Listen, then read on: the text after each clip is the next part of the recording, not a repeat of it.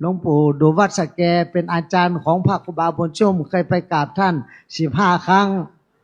ไปกราบท่านไปดูแลท่าน15 ครั้งหลวงปู่ดูหลวงตาม้าเนี่ยเคยเจอกันครั้งหนึ่งสมัยตอน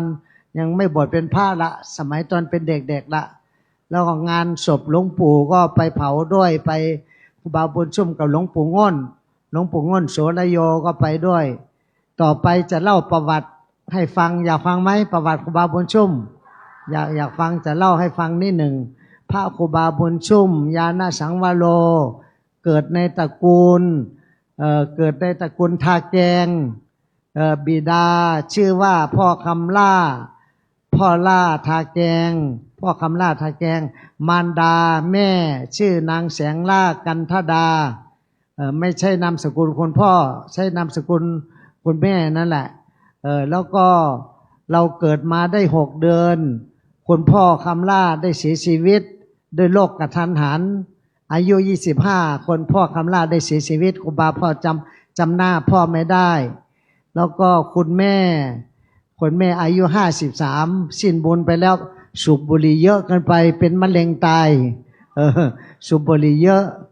ครูบาบุญชุ่มสมัยเด็กๆก็สูบบุหรี่เหมือนกันสูบกับแม่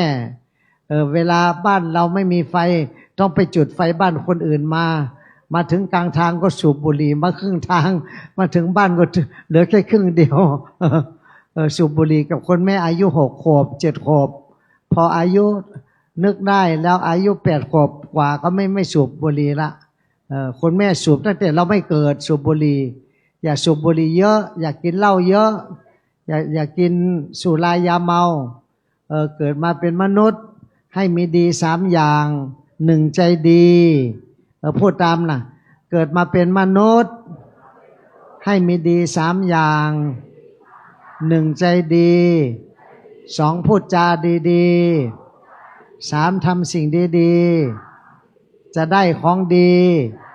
ไม่ต้องไปขอของดีจากพระองค์ไหนอีกแล้วทานก็มีในใจศีลก็มีในใจภาวนาก็มีในใจศีลก็มีในใจสมาธิก็มีในใจปัญญาก็มีที่ในใจเราอย่าหลงมัวเมาไปขอเอาที่อื่นอันนี้เป็นธรรมะหมดฟังไปเรื่อยๆนะจะเล่าประวัติต่อเราเกิดมาวันที่5 มกราคม 2508แล้วก็วันอังคารตอนเช้า9 โมงเช้าเกิดที่บ้านได้ตำบลเกิดที่บ้านได้ตำบลห้วยไคร้อำเภอแม่สายจังหวัดเชียงรายเกิดที่นั่นแล้วก็พ่อเสียชีวิตไปแล้วโยมแม่กับคุณยายเลี้ยงใหญ่มาอายุ3 ขวบย้ายมาอยู่ที่อำเภอสันกำแพงจังหวัดเชียงใหม่มาอยู่ที่เชิงเขาปลูกบ้านเล็กๆเป็นคนยากจนครูบาบุญชุ่มไม่ใช่ลูกเศรษฐีเป็นคนยากจนต้องขอทานคนอื่นกินต้องขอทานบ้านนี้บ้านหน้าลำบากมากแล้วแม่ไปได้พ่อใหม่อีกพ่อใหม่เป็นคนจิตใจไม่ค่อยดีพูดตรงๆเขาไปฆ่าสัตว์ไปล่าเนื้อไปเอางูเอาเต่าเอาสัตว์มากินทุกวันเป็นคนเป็นพรานป่าล่าเนื้อวันหนึ่งไปได้งูเห่ามาก็เอาเนื้องูเห่ามายัดใส่ปากครูบาบุญชุ่มไม่กินเนื้อตั้งแต่เด็กอายุ6 ขวบเอาเนื้องูเห่ามายัดใส่ปากเรากินเราก็อาเจียนแล้วก็เป็นไข้ได้7 วันไม่สบายตั้งแต่นั้นมา6 ขวบ7 ขวบตั้งแต่นั้นมาทานข้าวกับกล้วยทานข้าวกับน้ำตาลน้ำอ้อยกินข้าวกับผักไม่กินเนื้อสัตว์มาเป็นพระโพธิบำเพ็ญแบบพระโพธิสัตว์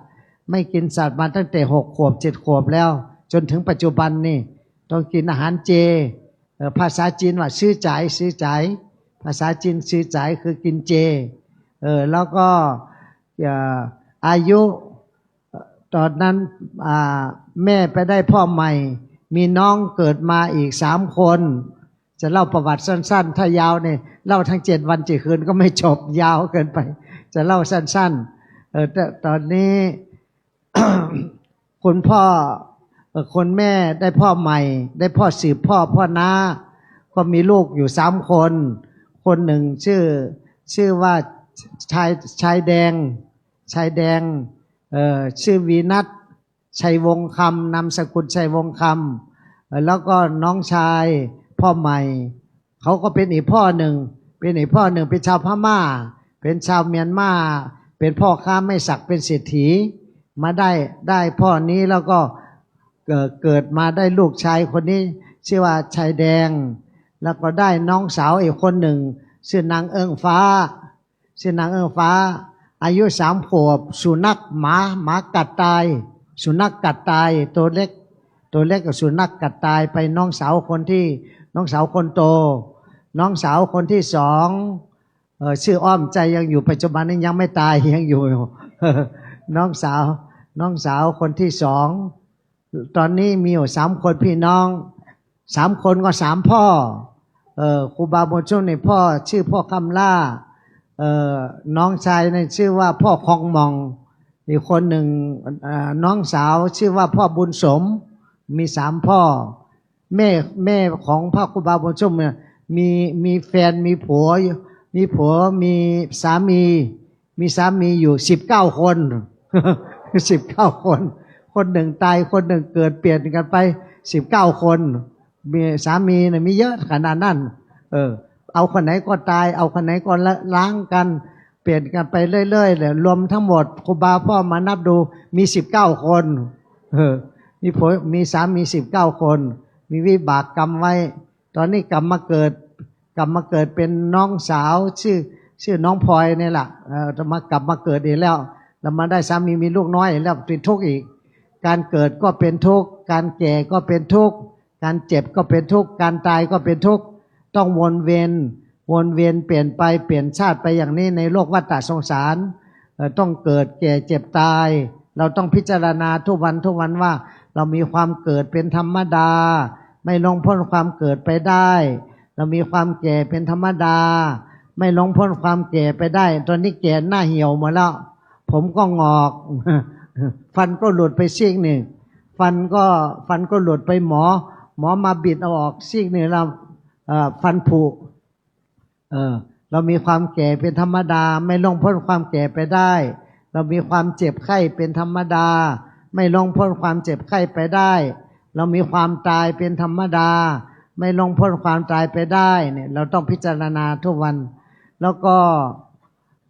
เรามีกรรมเป็นกัมมสกมหิกัมมทายาโทกัมมโยนิกัมมปันทุกัมมปฏิสารโนยังกัมมังกาลิสามิกาลยานังวาปาปกังวาทัสสะทายาโทภาวิสามิติต้องพิจารณาทุกวันว่าเรามีกรรมเป็นของตนเรามีกรรมเป็นแดนเกิดเรามีกรรมเป็นเผ่าพันธุ์พวกพ้องพี่น้องเรามีกรรมเป็นที่พึ่งอาศัยเราทำกรรมอันใดไว้ไม่ว่าบุญหรือบาปดีหรือชั่วก็ตามเราต้องได้รับผลกรรมนั่นแน่นอนต้องพิจารณาทุกวันอย่าประมาทในชีวิตของเราไม่รู้เราจะตายวันไหนต้องตั้งใจให้ดีอายุน้อยๆตายก็มีอายุแก่ตายไปก็มีตอนนี้ครูบาบุญชุ่ม62ยังไม่ตายยังอยู่ก็ด้วยบุญอายุแก่กว่าพ่อกับแม่ละอายุคนพ่ออายุ25อายุคนแม่53อ่ะตอนนี้เป็นพี่พ่อแม่ละอายุแก่กับพ่อแม่แล้วก็ต้องหมั่นพิจารณาทุกวันได้โลกธรรม8มีลาภเสริมลาภมียศเสริมยศ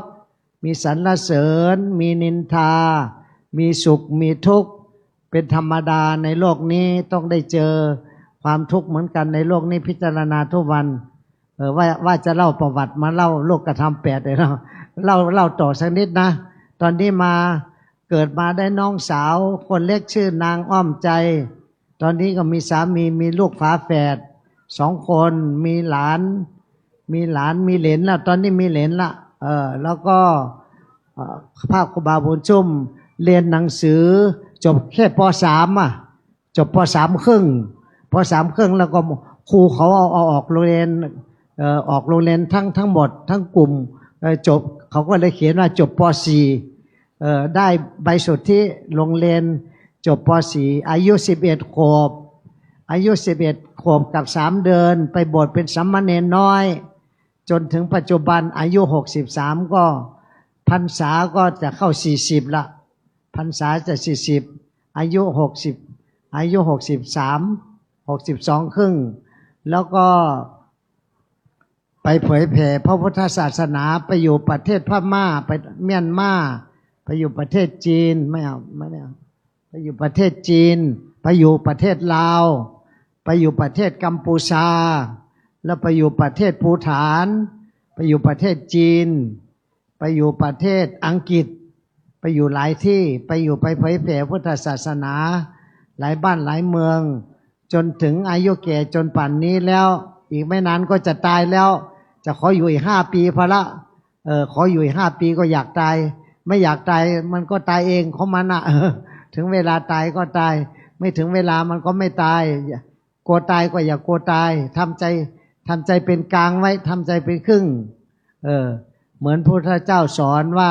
มัชฌิมาปฏิปทาเดินทางสายกลางอย่าตึงเกินไปอย่าหย่อนเกินไปตึงเกินไปก็ไม่ถึงนิพพานหย่อนเกินไปก็ไม่ถึงนิพพานต้องเดินสายกลางคือมรรคมีองค์8ที่ว่าไปเมื่อกี้น่ะว่ายาวไปนะทุกคนอยากฟังต่อไหมอยากฟังต่อจะเล่าต่อนิดหนึ่งพออายุ11 ขวบมาบวชเป็นสามเณรอายุแล้วก็เดินทางไปตอนอายุ19ตอนเป็นหนุ่มอ่ะตอนเป็นหนุ่มเป็นพระเป็นเนรหนุ่มอายุ19 18เดินทางไปจำพรรษาที่ประเทศเนปาลพวกชาวเนปาลไม่รู้เรื่องจะจับแต่งงานจะจับแต่งงานเอาสาวเอาเจ้าสาวมามัดกับเจ้าบ่าวแอบหนีกินข้าวแล้วก็แอบหนีออกบ้าน เลยไม่ได้แต่งงานถ้าแต่งงานคงจะมีลูก2-3 คนละ เลยหนีเจ้าสาวออกไปออกจากบ้านแล้วก็ไปอยู่ในป่าหิมพานต์ที่ภูเขาหิมาลัยหลวงปู่ง่อนโสรโยไปส่งหลวงปู่ง่อนกับพ่อประดิษฐ์กับด็อกเตอร์อะไรไม่รู้จำชื่อไม่ได้ด็อกเตอร์ชื่อด็อกเตอร์อุดมไปส่งที่ป่าไม้หิมพานต์ไปอยู่ภูเขาหิมาลัยหนาวมากอยู่ภูเขาเป็นน้ำแข็งหมดเลยหนาวมากที่ภูฏานก็ภูเขาเป็นน้ำแข็งหมดหนาวที่สุดเลยไปอยู่ที่เอเวอเรสต์เอเวอเรสต์คือเอเวอเรสต์เมลเทนภาษาอังกฤษเอเวอเรสต์เมลเทนไปอยู่ที่นั่นได้10 เดือนได้10 เดือนโดนเขาทุบเขาตีเขาจับขังคุกคืนหนึ่งแล้วก็มัดแขนมัดมือ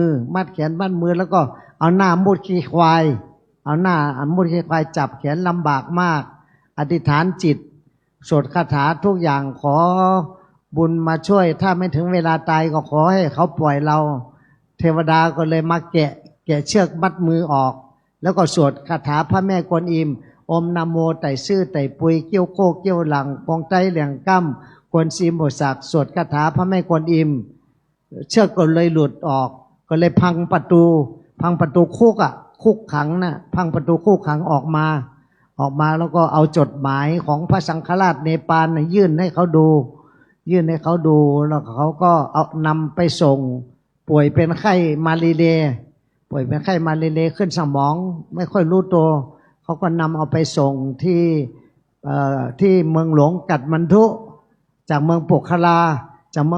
าได้ไปกัดมันดุได้ไกลมากประมาณ100 กว่ากิโลไปถึงกัดมันดุก็ไปโดนเขาทุบตีอีกพอดีมีคืนหนึ่งลามาตายเขาไปเผาศพกลางคืนครูบาบุญชุ่มไปช่วยเผาศพเป็นคนรู้จักกัน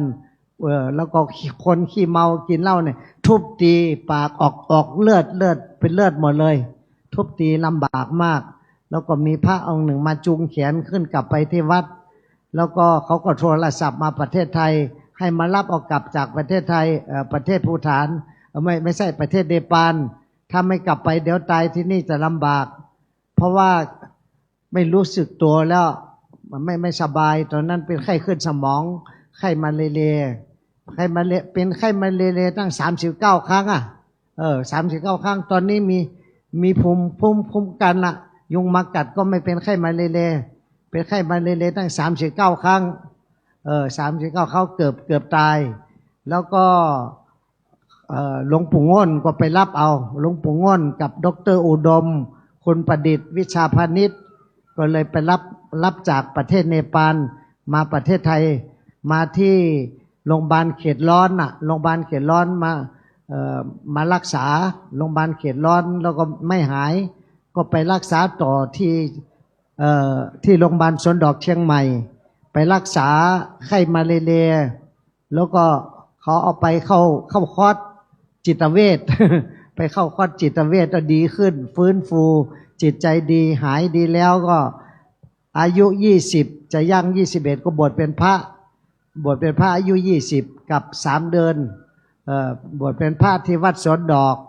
พระอุปชฌาย์ชื่อว่าพระราชสมุนีพระพรหมาจารย์แล้วพระกัมมวาจาจารย์นี่ชื่อท่านมหาเกิดคำพระอนุสาวนาจารย์ชื่อพระครูศรีปริยัติคุณอยู่วัดสวนดอกเชียงใหม่บวชเป็นพระแล้วก็ไปเผยแผ่พุทธศาสนาประเทศเมียนมา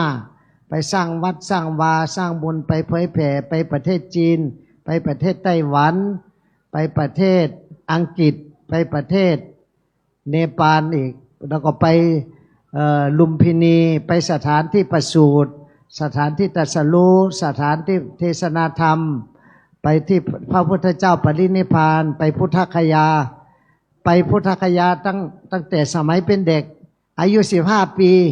ได้ไปพุทธคยาได้ไปกราบพุทธคยาครั้งแรกในชีวิตอายุ16 ปีได้ไปกราบพระเขี้ยวแก้วที่ศรีลังกาแล้วก็ได้ไปกราบพระเขี้ยวแก้วเมืองจีนได้ไปประเทศพม่าเมียนมาเมืองปักการเมืองผู้กามมีเจดีย์เป็นแสนองค์แล้วไปกราบทุกที่แล้วก็ไปหลายบ้านหลายเมืองจนถึงป่านนี้เมื่อวันซืนไม่นานนี่ก็ได้ไปโปรดองค์กษัตริย์จิกมี่วังชุกที่ประเทศภูฏานได้ไปอยู่ที่นั่น7 เดือนไปอยู่7 เดือนกับ19 วัน ถึงกลับมาที่นี่ทุกคนดีใจไหมได้กลับมาเห็นหน้ากันยังไม่ตายไปอยู่ภูฏานก็หนาวเหมือนกันอาบน้ำเย็นทุกวันหนาวก็เอาเป็นกรรมฐานนะมันเย็นถึงกระดูกแล้วก็เวลาอาบน้ำเนี่ยเราล้างหน้าล้างตามันเย็นเข้าถึงในกระบอกตาของเราเย็นหนาวมากอาบน้ำแข็ง